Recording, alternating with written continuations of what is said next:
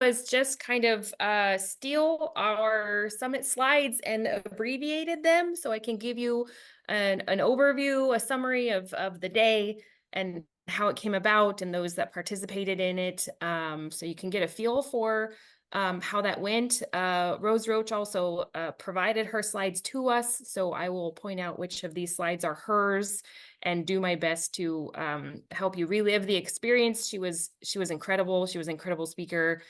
She's been very invested in this movement for a very long time.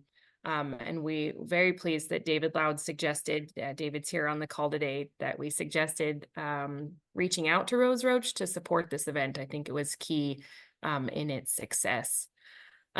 These are the list of organizations that participated in planning this event. Sorry.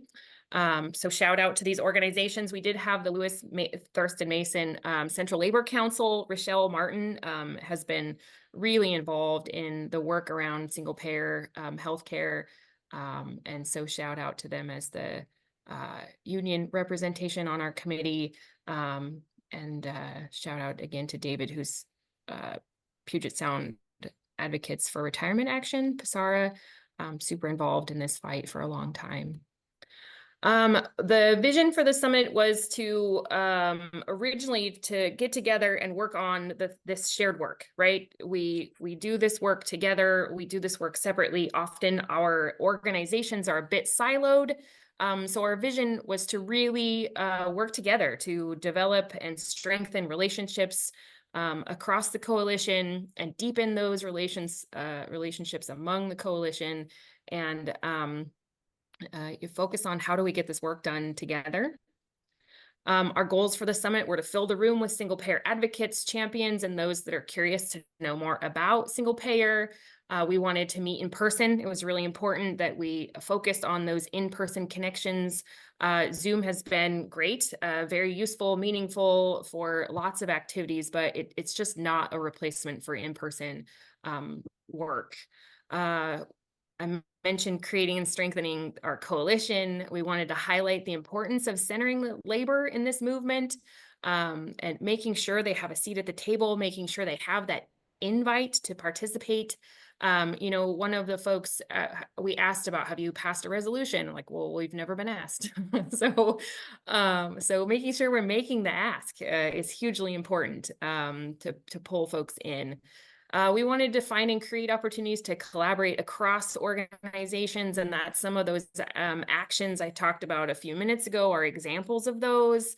We wanted to create a pathway to national single payer through the Washington state-based organizing that we're doing, and then commit to take action before we left the room. This was our agenda.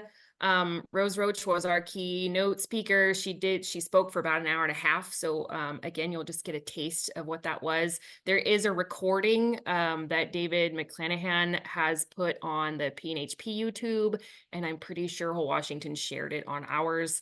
I can provide that link later to Mike if he's interested in sharing that out. We talked about what single payer is and what it isn't. We did some organizational highlights. So folks that were participating had the opportunity to submit slides to introduce themselves and their organization and their mission and what they're working on. Those slides are in this deck. I'm not going to go through them, but I will give Mike the copy of this deck. So if you folks are interested in looking at those organizational highlight slides, they're available in there. We did have lunch donated by Black Bottle. Dr. Hugh Foy, I think his nephew, works for Black Bottle. So shout out to them for feeding us. Food was incredible. A very important part of an event like this is making sure people feel well cared for, and food is a big part of that. So another huge key to success for the day. We'd also had some breakout sessions. We chose 4 topics ahead of time, and prompted folks to think about, you know, what Rose had to say as they moved into those breakout sessions. And then after the work was done, we reported out to the big group. So everyone had an opportunity to participate in all 4 discussions on some level. And then we took some commitment to action before we left for the day. And the summit organizing team is kind of following up on those commitments for action. as time goes by. These were our topics for breakouts. We were talking about the State-Based Universal Healthcare Act, or the SABUCA bill, and the pathway for funding universal state plans. We talked about union organizing specifically at one of the tables, how to get more involved. We talked about resolutions. There's been, since Rochelle Martin has pulled together a successful resolution. She got passed at her Central Labor Council just yesterday. So already seeing, real progress from this event is really exciting. We also talked about the 2025 legislative session here in Washington State, what that landscape looks like, and strategies to push the legislature in this way, towards a state-based single-payer plan. And then saving Medicare from total privatization. I think we all know that the state-based organizations are really looking as a national single payer as a gold star, and the national landscape is not favorable to that right now. So the state movements are incredibly important. But if the insurance companies gobble up our Medicare trust, that Medicare for all is even farther away. So very important focus, saving Medicare. David Loud brought a lot of really great expertise to that discussion. And that is, again, that topic of the HEAL Medicare PNHP Day of Action on the 30th of September. So okay, so these were our slides around single payer, what it is and what it isn't. I don't think I need to cover this with folks in this room. I'm assuming you're well versed in what we are doing and what it isn't. I do highlight the League of Women Voters are not neutral on this issue. They've taken a strong stance in support of single payer, and they have some very good talking points about what single payer isn't. And this is what I've come up against. For example, when I'm collecting signatures for initiatives, folks are like, oh, it's socialized medicine, it's government run. And so really being able to articulate that that's not the case and why that's not the case. An example coming out of Colorado, they, collected enough signatures to get on the ballot and then got hit with millions of dollars of attack ads with these exact claims. So I think it's important for us to know that we need to get ahead of these types of claims and educate folks around, what single payer isn't, just as much as what it is. Rose Roach is from the Labor Campaign for Single Payer. This is where the slides start to become hers. It's not her full deck of slides. It's just a selection to try to, again, give you a taste and some resources for having conversations with unions. That's what Mike asked me to do today, is try to help step into those conversations with unions. So Rose talked about the complexity of the healthcare landscape right now. And I think we all know, being human and having to interact with the healthcare landscape, how ridiculously and purposefully confusing it is. So, making it a single payer and how it's just better. These slides illustrate the streamline of that process, and the complexity saves money. It makes things easier. It also allows, I think, the healthcare industry to provide better quality if we're not running in circles. But she talked about the union advantage. So really diving into why unions should care about this issue, how healthcare has benefited them in their current contracts, and how getting healthcare off the bargaining table would also benefit them. So here's a piece about how important unions are in this landscape. That's far more likely for union folks to have covered workforce versus non-union folks. However, there are challenges. Even with union benefits, there are times where certain services or certain employees are not covered. She mentioned that folks that are in retirement, folks that are new, are experiencing more of these challenges. Costs to us. She talked about, the increased costs of healthcare every year. And this is old data, but the premiums continue to increase at like a extremely alarming rate, 242% increase in workers' contributions since 1999. So, and that's not gotten better, right? We all know that's not gotten better. Here's another graph of the same issue, cumulative increase of family premiums over the years. This graph goes up to 2021, and then talked about, in addition to that, a lot of the services are declined. Insurance companies are finding ways to keep our premium dollars, to require prior authorizations, denials, lengthy appeal processes, those kinds of things.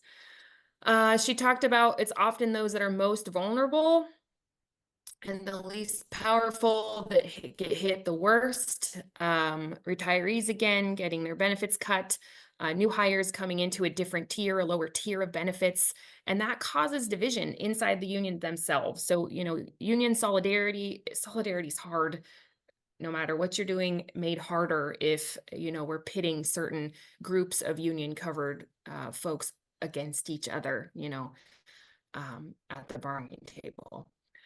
She did point out that that retirement benefits are not a mandatory subject of bargaining, although healthcare is. In general, the retiree benefits are not a mandatory subject of bargaining. So there's even more emphasis on supporting and acting in solidarity with folks that are retired, and the benefits of a single payer in that scenario. I like this slide. It doesn't say a lot, but I think it is important that no union today can bargain without facing healthcare coverage challenges in the contracts, and the absence of a national healthcare system significantly depresses members' wages and the ability to fight for more quality coverage and those kinds of things in their all the kinds of benefits. If we could get healthcare off the table, it would be a huge benefit to union bargaining. So worker solidarity, she really hit home several times the importance of solidarity and the divisive nature of healthcare, and the design. It's designed to be that way, right? So insurance companies will increase benefit packages cost 17%, and the management and labor are fighting over who's going to cover that 17% versus focusing on the real issue and the real enemy in this space being the insurance companies themselves, right? Why do we put up with this? So pieces of this, just keeping all of her details in here so that you have them for resource later. She talked about, do we want health insurance or do we want health care? And there is a difference. I think we all know that. These are the governing principles of single payer. Again, I don't know that this group needs all of these details, but it is nice to have these talking points prepared the way Rose provided them for us, so that you can use them in your conversations with folks outside of the healthcare movement. She really hit home on the issue of racism as a public health crisis, and I agree with her intensely. Whole Washington is doing a lot of very strategic recruitment to our board, trying to ensure that voices of those who are historically oppressed and marginalized also have a seat at the table. So as much as it's important for unions to be at the table, she also talked about the history of unions and the support within civil rights movement itself, to create spaces for livable wages for folks that have been historically marginalized. And so there's an intersectionality of these issues here that can't be ignored and really should be leveraged and brought forth, and raised voices of folks that don't typically get a voice in this in these spaces. So I'm going to click through so this stuff loads. These are her talking points on overall why labor should support Medicare for all. A lot of this is stuff that we already know. It saves money, it covers everyone, improves quality, it saves lives. She really, again, hit home on union organizing, and the injury to one is an injury to all.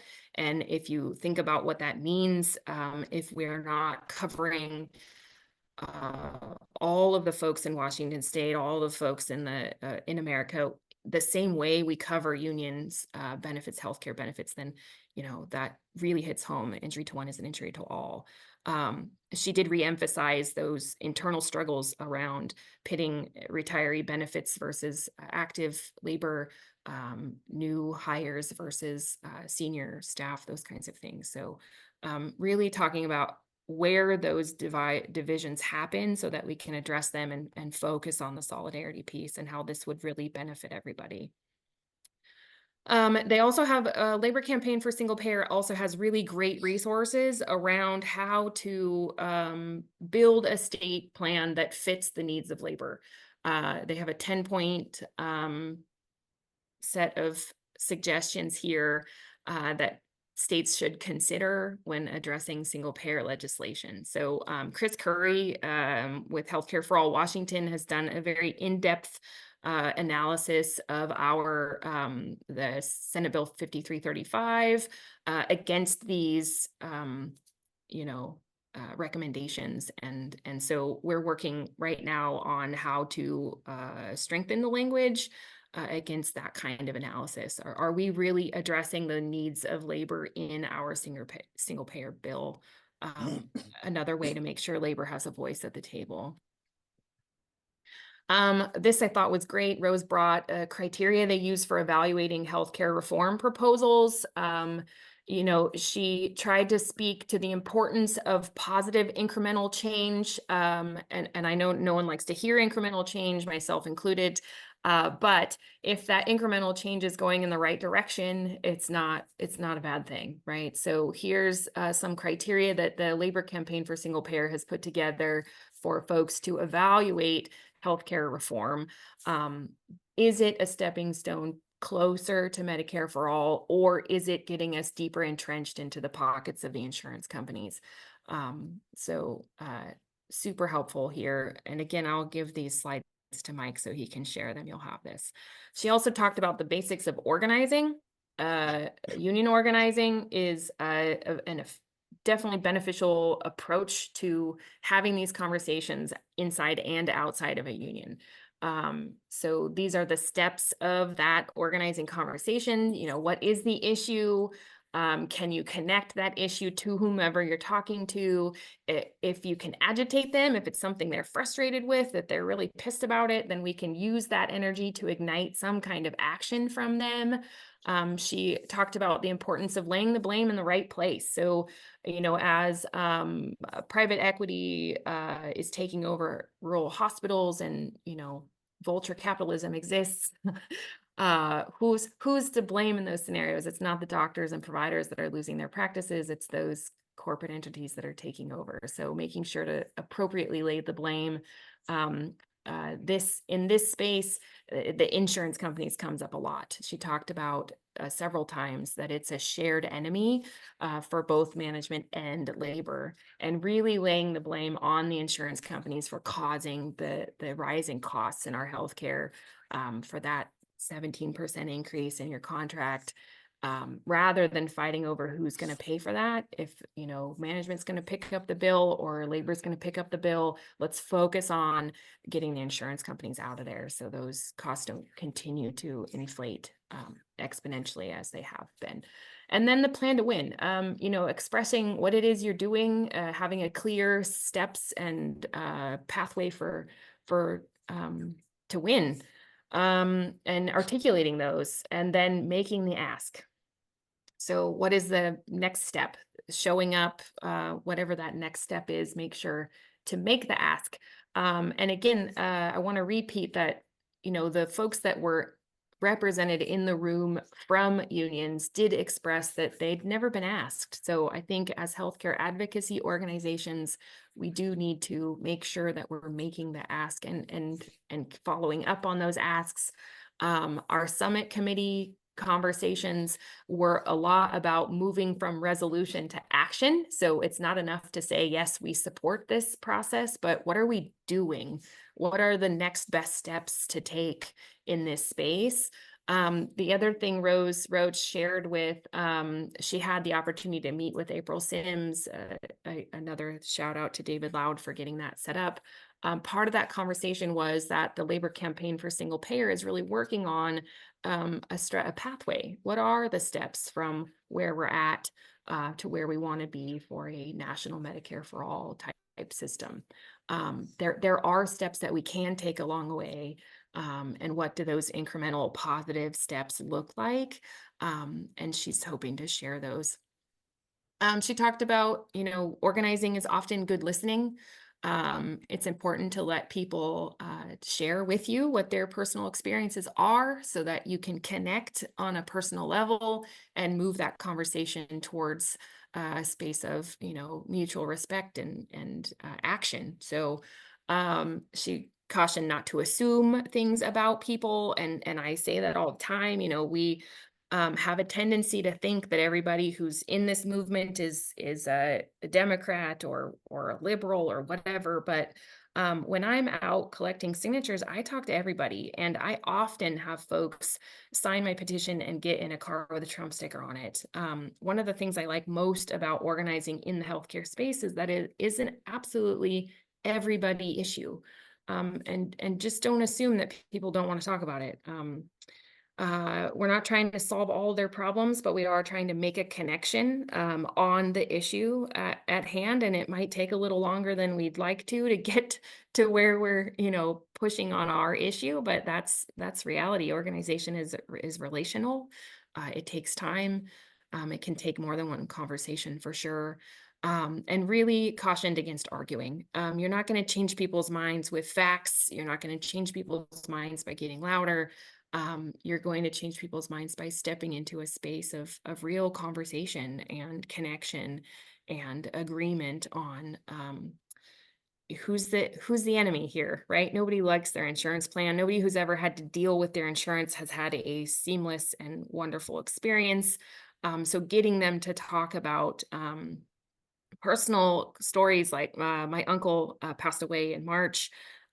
He had colon cancer, and the insurance companies decided not to pay for a medication that was keeping his cancer at bay. And within 6 months, he was dead. So that's not a unique story. And connecting with folks whose families have been impacted by decisions that the insurance companies are making, or the impact of having insurance in the middle, is a really great place to get this conversation started. Focusing again on what's the ask. Don't forget to ask, can we count on you? Will you sign the petition? Will you come to the hearing? Will you call your legislature? Will you be at the event? Will you show up on the 30th in solidarity with PNHP for their Heal Medicare Day of Action? It's very important to make the ask. Review of the steps. I'm not going to go over this again. We talked about them already. So this, I skipped several slides she provided and just are giving you the review slide. We need to have conversations to organize people. Agitation to really get someone as righteously as angry as you are is going to motivate them to action. I think it motivates all of us every day. Really new fire ignited when my uncle died. I was already in this, but now I'm really in this, and that's true it's a human response, right? So knowing how to tap into that is incredibly important as an organizer. And then to inoculate. So bringing up that League of Women Voters slide again to really feed a person a little bit of the opposition's argument to prepare them to fight, and why it isn't what the opposition is going to say it is. So I think what's it doing? There we go. These were her final takeaways. Again, I did not give you all of the slides, but I wanted to give you the summary so that you could have a snippet of the key pieces that Rose Roach brought to the table that day. Yeah, and then here's where the organizational highlights. So I mentioned we provided an opportunity for organizations participating in the summit to submit slides. They are in this deck. I will give them to Mike. And at this point, I'm going to use the same questions slide that Rose used, because I think this is a great quote. from a kids movie, kind of. You let one ant stand up to us and they all might stand up. Those puny little ants outnumber us 100 to 1. And if they ever figure that out, there goes our way of life. And that's just the reality right now. The oligarchs that are running our country right now are small in number. And we vastly outnumber them if we can organize. So I hope I didn't go too fast. Happy to answer any questions that you have. Wow, thank you.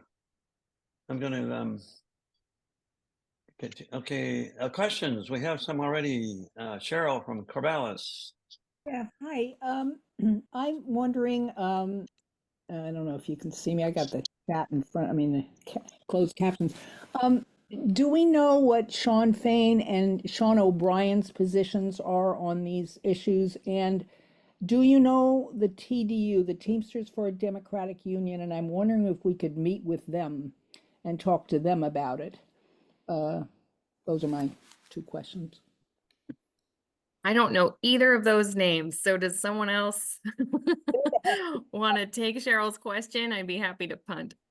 Sean Fain and Sean O'Brien are the head of the UAW and the Teamsters, but there's inside the Teamsters there's a progressive organization called the TDU, the Teamsters for a Democratic Union, and they've been instrumental in making progressive change inside the Teamsters. I'm wondering, could we meet with them, and what are the two Sean's positions on single payer? Does anybody know that? If it's not for you, I'm sorry. We don't have to talk now. Yes, please do. I didn't hear that. Sorry. I think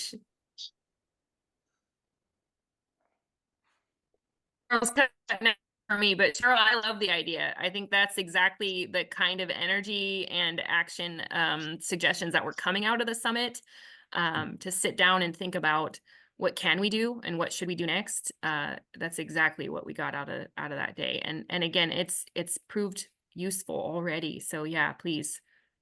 Okay, I know people in the TDU I could contact. Perfect. The other tool, diving in a little deeper, we used a version of the Midwest Academy strategy chart, breakout tables. What I like about it does exactly what you just did. It allows you to really think about, who do I need to talk to and what are we talking about, and how do I go about having that conversation? So identifying your target and your tactics, that will help you implement whatever strategies you're working on. So highly recommend using the Midwest Academy strategy chart if folks are struggling to get from a point of theory to action, because it does help you identify Sean at Teamsters. I'm going to call him and talk to him about this. That's super important. Exactly what we want. You're breaking up a little bit, or maybe I am on my side. I'm not sure. No, it's mainly CAREY. Oh, and so that's Midwest Strategy, and what's the full name of it? The Midwest Academy Strategy chart. Thank you. Midwest Academy. Okay. Yes. We have Carla with her hand up, and then Lynn. Okay, I'll try this. Sometimes I break up as well. This is Carla from Minnesota, and I certainly know all of Rose Roach's points, not all in a wonderful sequence like you gave us. That was great. But I have two comments that I for, believe it or not. I'm not in Minnesota. It's been active for a long time with Joel Klemmer. But you mentioned coalition, that she talked about coalitions. And I'm very involved with another group that works on housing and technology. And I'm finding that all of these things work together. Technology because of telemedicine or telehealth care, also housing, because when people move or whatever, they need to have continuity in their health care. And when they move, that doesn't always work. But another one that I was concerned about is that issue on racism. On many, many forums that I listen to, they talk about racism and the products of it. But people aren't very bright sometimes, and they have to have told what those subtle racisms are so we can fix it. And that's really not happening because it's not very easy. So those are the comments I have. Thank you. Yeah, there's absolutely intersectionality of all of those issues you talked about. I mean, if we think about social determinants of health, things like housing, transportation, food security, all of those are improved, I think, if we move to a single payer type system. It allows us to focus on other things. We've talked about, the maternal mortality statistics for Black Americans and how abysmal those rates are, and that, there's a higher mortality risk regardless of socioeconomic status. So it's one of those things that can't be directly solved by a single payer system, but it does create a foundation for health equity that really doesn't exist in our current tiered for-profit system. If everybody's paid for the same, then doctors don't need to chase certain patients that make them more money, have higher reimbursements attached to them, and they also don't need to limit certain patients who represent less money for their services, right? So doctors oftentimes will limit the number of Medicare or Medicaid patients they have on their services because they don't make as much money on that work. So a single payer would level that playing field, and that allows us to at least start from a foundation that would allow for health equity.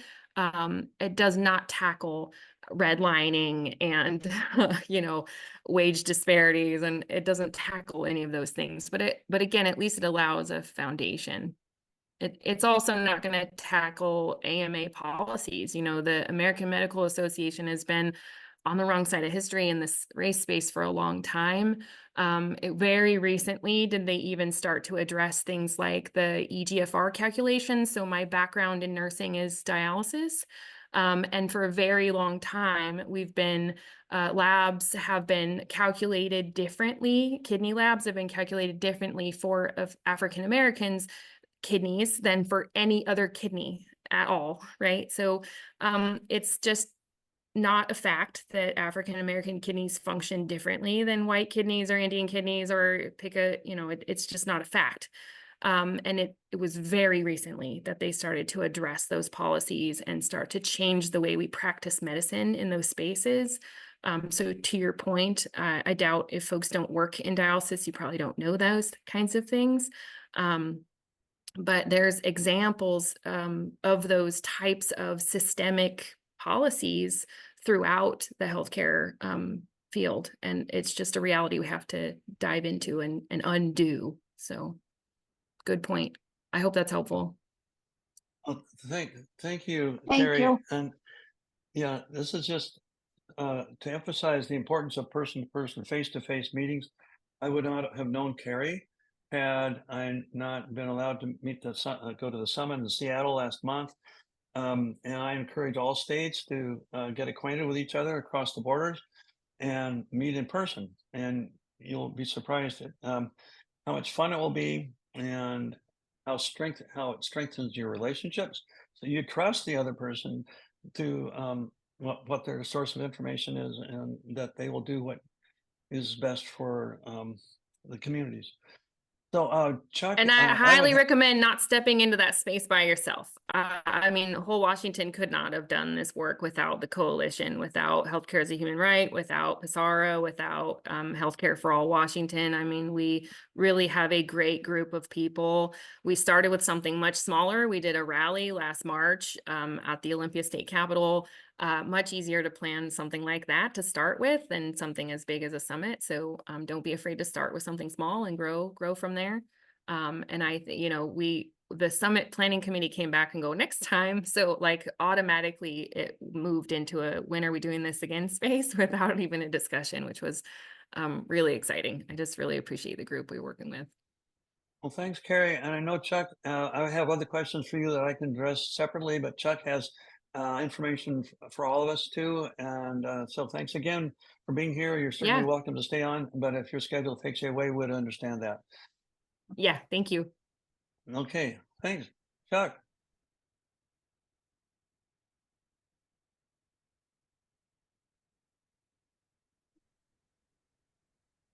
Yeah. Carrie, that was amazing. That was really excellent. Thank you so much for that succinct overview. I really feel that not having been there, I now feel like I was at least on the wall watching and observing and participating. And really, this is the fruition of the work that we've been doing at One Pair States, which is encouraging state organizations and individuals and leaders to bridge these geographic, really artificial divides. I mean, what are territorial lines but artificial divides? And then, and as Mike said, to really emphasize the interpersonal, the relationship building. That's absolutely key. And you know, one of the reasons I spent so much time in the Northwest last year. And so thank you for the work that you're doing, Carrie, and for coming into this fight. You've got you're extremely articulate, knowledgeable, and humble.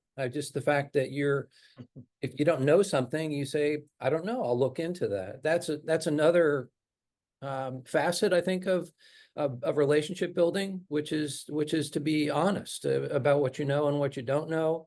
And the storytelling piece, I think, is also very powerful. And I did drop into the chat here because I do try to encourage this wherever it comes up in conversation, that I think it's more effective to really drive home the point of the greed of the industry to reference what they're doing here is profit first, not for profit.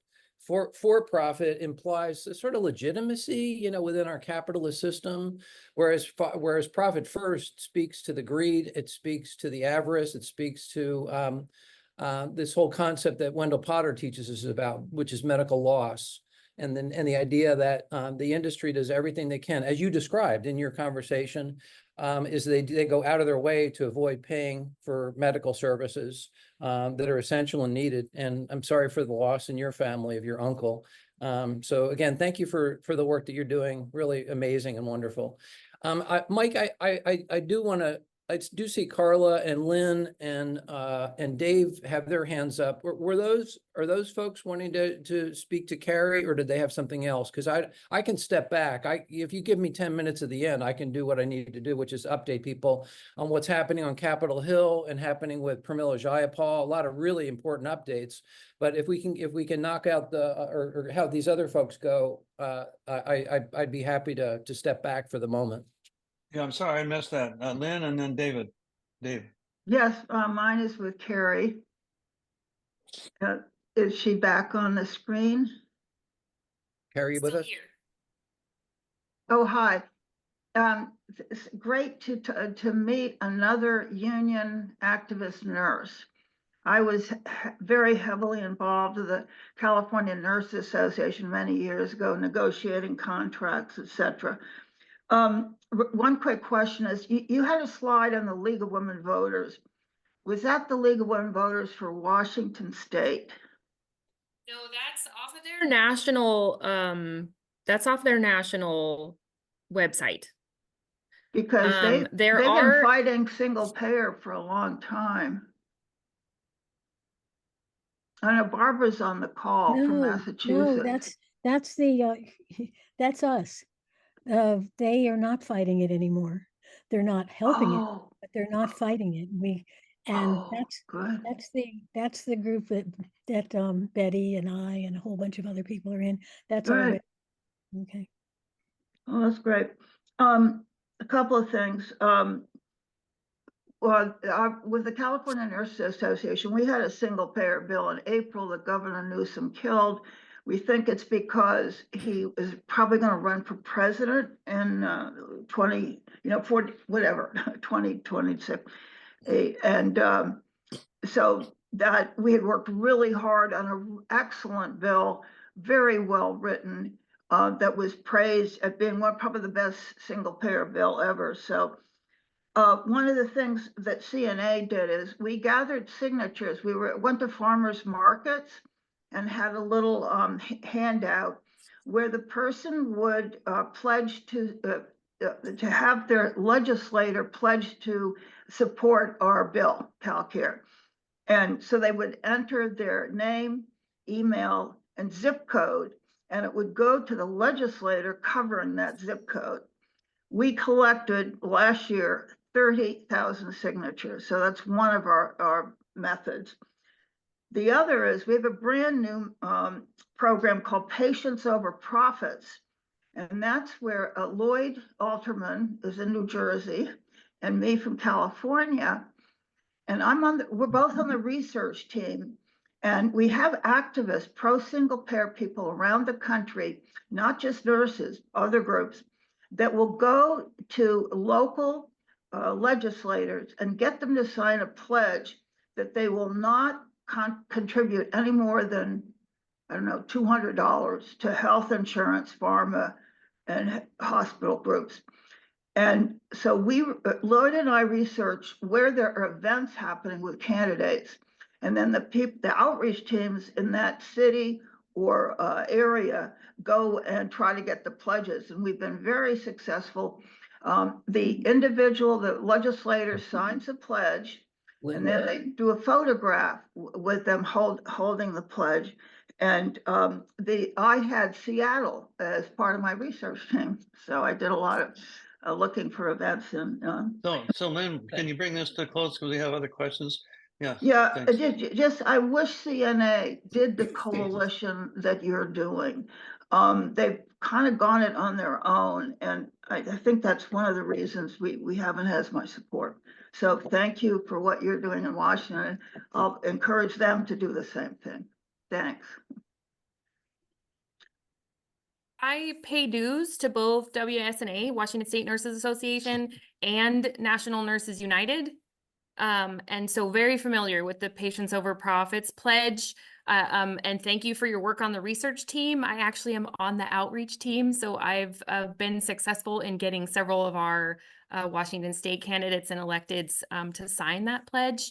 Jessica Forsyth most recently. So yeah, I'm taking your work and putting it into action. So Lynn, really appreciate you. And Dave, one final question, and please make it brief. Yeah, I just wanted to say I checked in with Rose Roach, part of the benefit of being an activist here in Minnesota.